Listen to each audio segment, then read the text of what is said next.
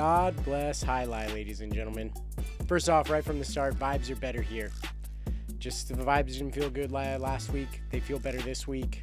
We got a lot of ground to cover. The Warriors, it's over. Put a pin in them. Stick a fork in them. They're done. Chargers, they were back, but now they're not back again because they did really well against the Renegades, then lost to the Devils. Told you they were going to come down.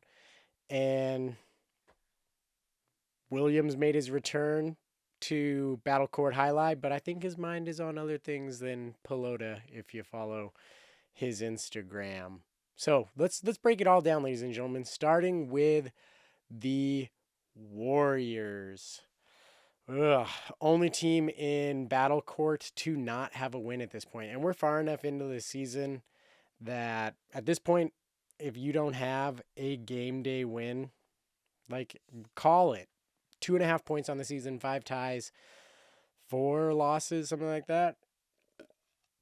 Oh, excuse me, man. I got a throat thing that I just cannot seem to kick. Warriors, I don't know, where did it go wrong? Like, Douglas and Julian are shaping up to be another bad team, and that's a little bit odd because Douglas, he's not a bottom one. He's not like the top of the top. If I were to rank like one players, it'd be Zuleika and Gocherry 1.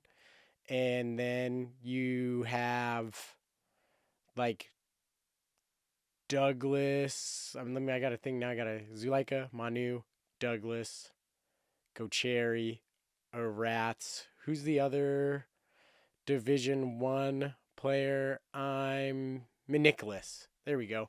Nicholas and Rats new to Division 1. Douglas has the experience, and I would pick Douglas against those two. Although, like, the thing about Douglas is he's inconsistent or kind of spotty. You don't always know what's gonna get out of him. Like, he was favored to beat Manu. Manu beat him, and then he came back and beat Manu the next time. But he's all that to say, Julian is one of the better 4s.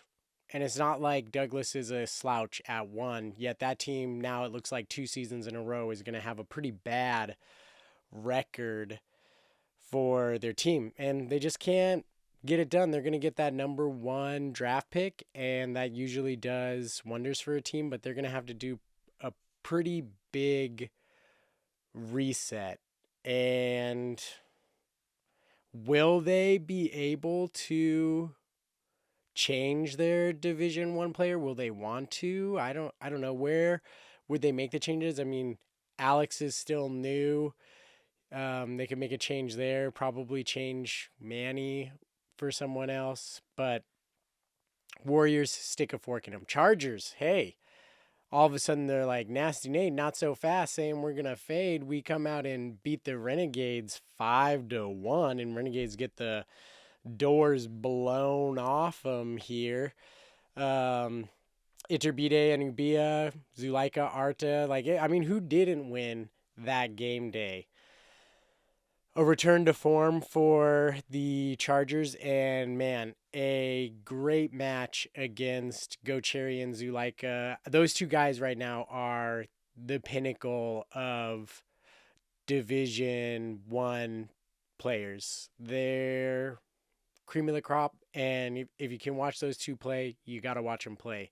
So Chargers do that, but then they go and they play the Devils, who, again, I was down on the Devils, but now they're top of the league. The Devils are officially top of the league. If you look at the standings at 5.5 points, and I think there's 3 teams tied there, but I think the Renegades and maybe the Fireballs have like an extra game.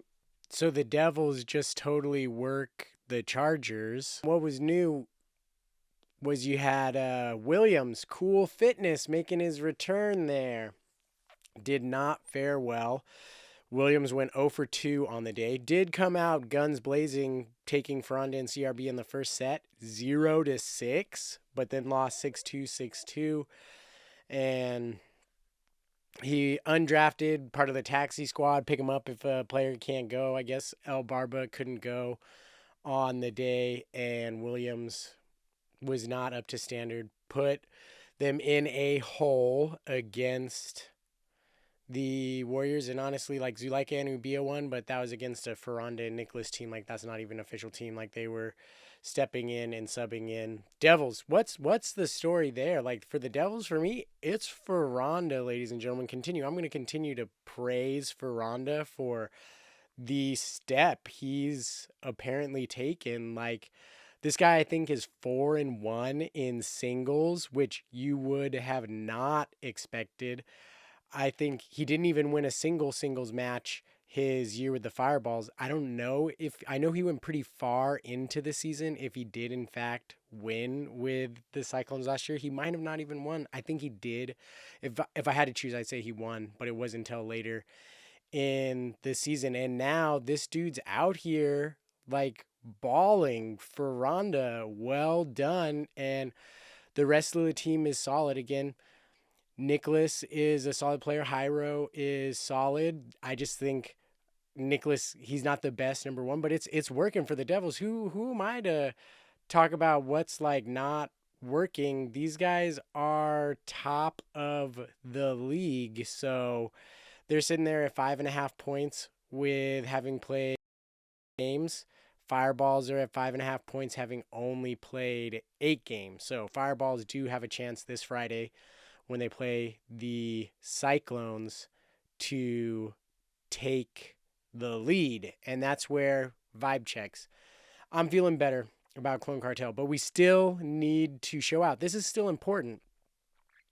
We're currently out of the playoffs with only 3 points. 2 wins, 2 losses, 2 wins, 4 losses, and 2 ties.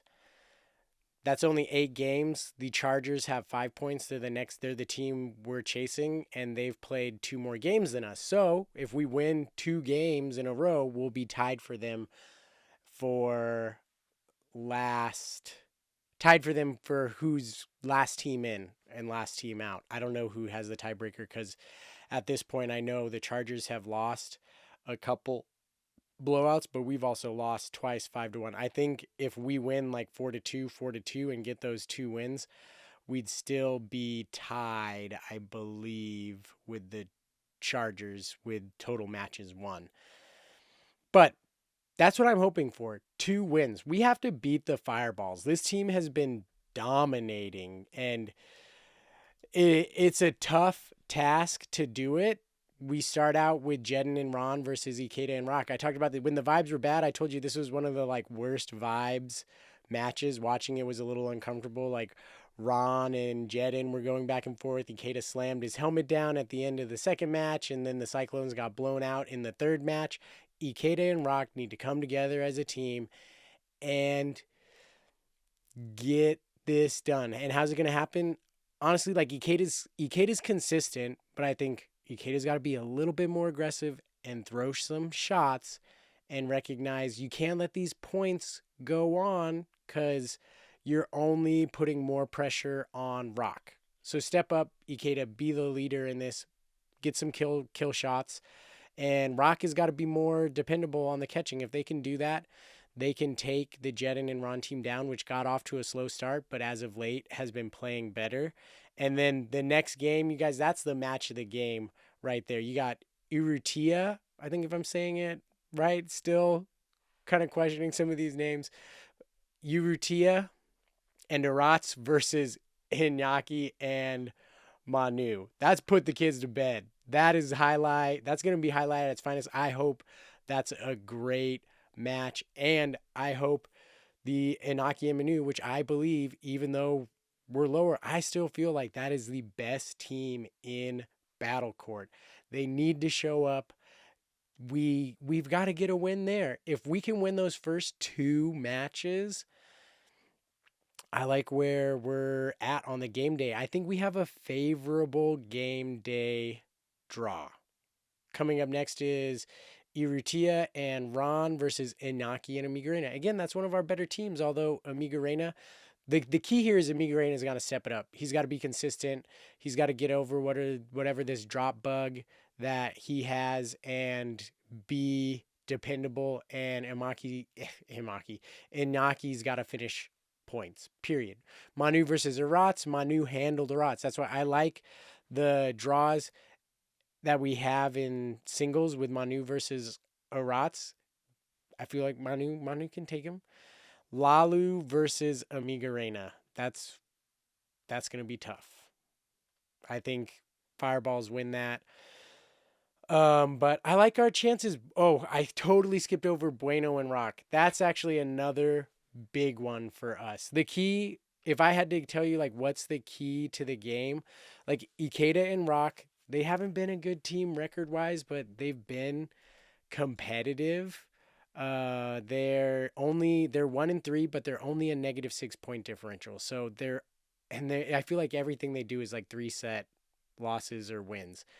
So they can hang. They got to find a way to finish. And then the key to this is Bueno and Rock. They've got to return to what they were last season in season 6. Realize I've been getting my seasons all confused. This is season 7 of Battle Court because I stopped labeling like which season God Bless Highlight was.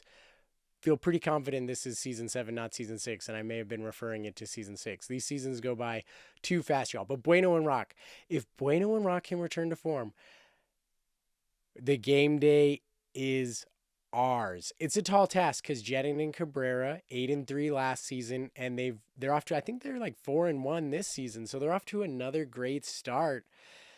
And even though out of all those players, like, I'm not too familiar with Cabrera's game. He's been around now a couple seasons. I just feel like out of all those players, I like Bueno the best. So we've got to win that game. If we want to win the game day, it's going to be, did Bueno and Rock show up? Because this season, they have not been a good team for us. I think they're 2-4 or something like that. Not a winning record. So make a comeback, fellas. So I feel good about this. And here's the thing. If we can get the game day win, that's huge. A game day win would be huge on Friday for this season. I'll accept a tie. A game day loss, the vibes might be bad. But the thing is, on Monday, we play again immediately on Monday, and we play the Warriors. Gotta eat. Gotta feast. Got to get the win against the Warriors. And honestly, I don't even need to preview that game because it doesn't matter who the Warriors run out there. I like us against anybody they're bringing out. So go ahead, bring it, Warriors. But listen, gentlemen, Cyclones, Clone Cartel, boys, get it done. I said this last week. I am tired of this team for the last 2 seasons been like, feel like we have a decent team here, and get myself hyped up only to see us crash and burn. We're deep enough into the season. We need to start making a move. We need to get out of the bottom. We have enough talent in this team that we should not be a bottom 2 team. Get it done. Prove what you're capable of. If you can play and beat the Fireballs, you can beat anybody. Make it happen. God bless Highlight. Psych, hold up. Kill the music. We have got to talk about the Tony Tunite segment, or what I will now rebrand as TuSomeday. The Le Batard Show aired a segment about Battle Court Jai Alai with Mike Ryan and Tony. And for those of you Jai Alai aficionados, you might have realized they shot this during season 5 of Battle Court. That's right, folks. Amiga Reina was a fireball. Ferranda was a young first season Battle Quarter fireball. And it took them this long to get the footage out. How does that happen? I don't even think Tony even knew he was going to be a dad yet when this was shot. That's like how old the footage is. What happened there? But all that to say, loved it. Appreciate the show. Giving some love to Jai Alai. Thank you very much. they also had a poll. Do you know what Jai Alai is? 30% of the audience does not. They mentioned that. Where are they falling off on communicating? Hey, let me give you a hint. Maybe if you name dropped God Bless Jai Alai, the podcast that's been running every single season, filling people in on all things Battle Court, primarily also the Cyclones, you could have name dropped God Bless Jai Alai. Been doing this 7 seasons now, working hard. You could have sent the 30% my way. Give me a little bit of that 30% bump here at God Bless Jai Alai and help grow the show, fellas. I've been doing this for a long time. Hey, those 30%, maybe we're not doing a good job. How about you check out Nasty Nate of God Bless Jai Alai? He's been doing it a long time and maybe kind of knows his stuff. Someday we'll send you that Clone Cartel jacket that we've said we've got for you and have said we'll send to you, but still waiting. Just like maybe, hopefully, well, at this point, I've been, as long as you've seen that jacket, that's how long I've been. When they filmed that video, those jackets were new, and I was told I was gonna get a jacket, and I'm still waiting, ladies and gentlemen. But I hold out hope. Cross my fingers. Someday that jacket will come my way. But I am done holding out hope for Clone Cartel. Get it done on Friday. Not that I'm not saying I'm not hopeful. I'm just saying I'm tired of being in this hopeful state. How about you take my hope, you swallow it, ball it up, eat it, and turn it into pure aggression on the court and go beat the Fireballs. God bless Jai Alai for real, folks.